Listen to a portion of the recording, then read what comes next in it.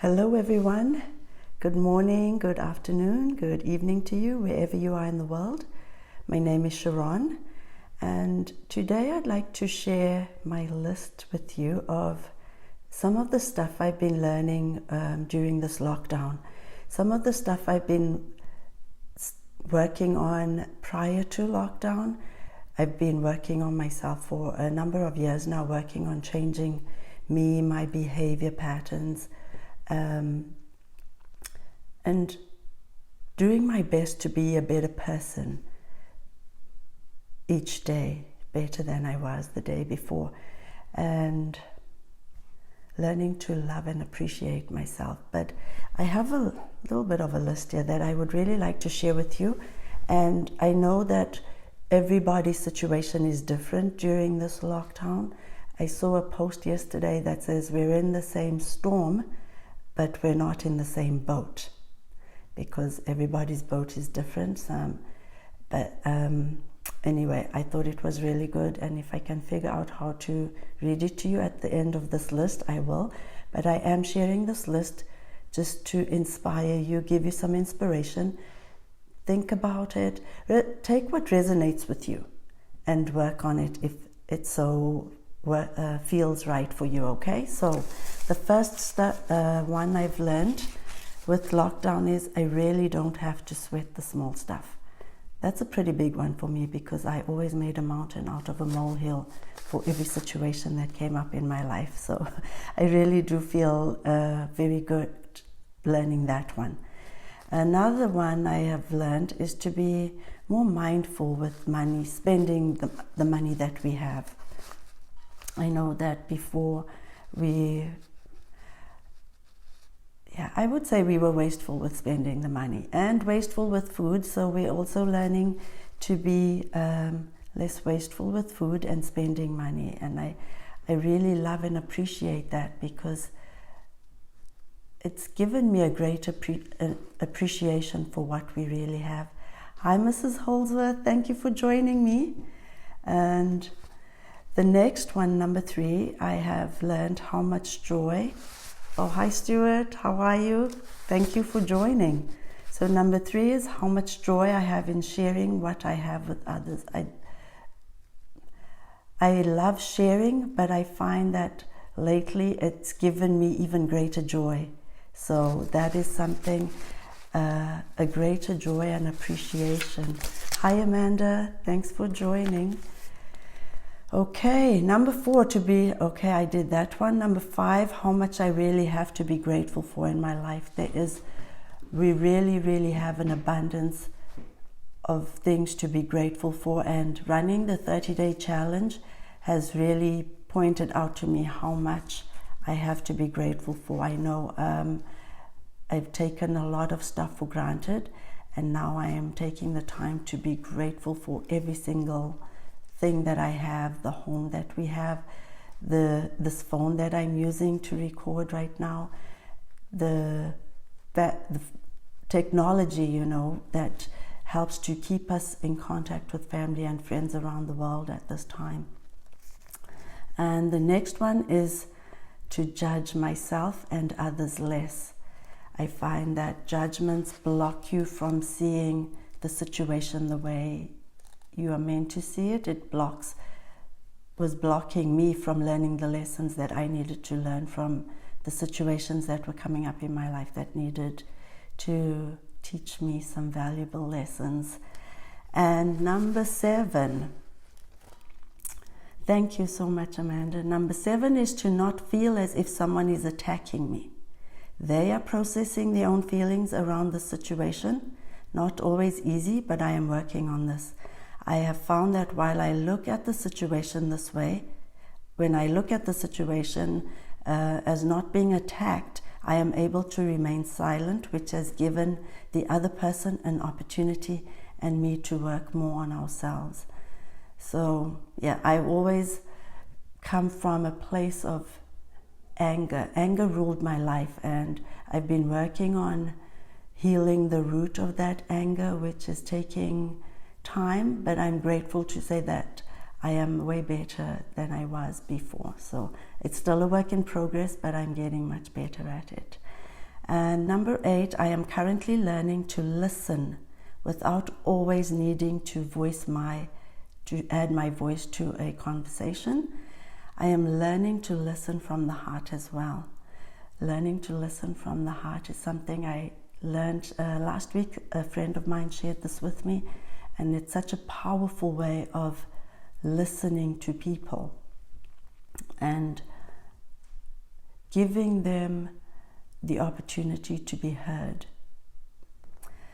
The next one, I have learned to embrace this change we are in.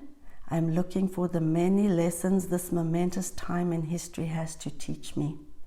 Embracing change has shown me how much I have to learn. And I really would like for us to focus on this. This is a really momentous time that is going down in history, and I know a lot of people may not agree with this, but I feel grateful to be a part of this amazing time. This is a historical moment that will go down, and it's already being written in the history books. So what a time to be a part of, and what a time to rise and shine and make a change in your life if that is what is applicable for you. And the next one I have learned is I am learning to have fun with my children. A transforming lesson indeed, because I have always been so rigid. Hi Helen, thanks for joining. Yes, so I'm having more fun with my children and I'm being less rigid. It's a work in progress, but I am getting there, and I find that sometimes you just need to let go and live your life and have fun.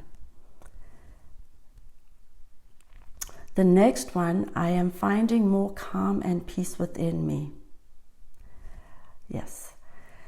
Number 13, I have learned the great value of having a routine. One week I let the routine slide and chaos reigned. I'm sure the whole neighborhood heard me screaming, shouting, and swearing at my children.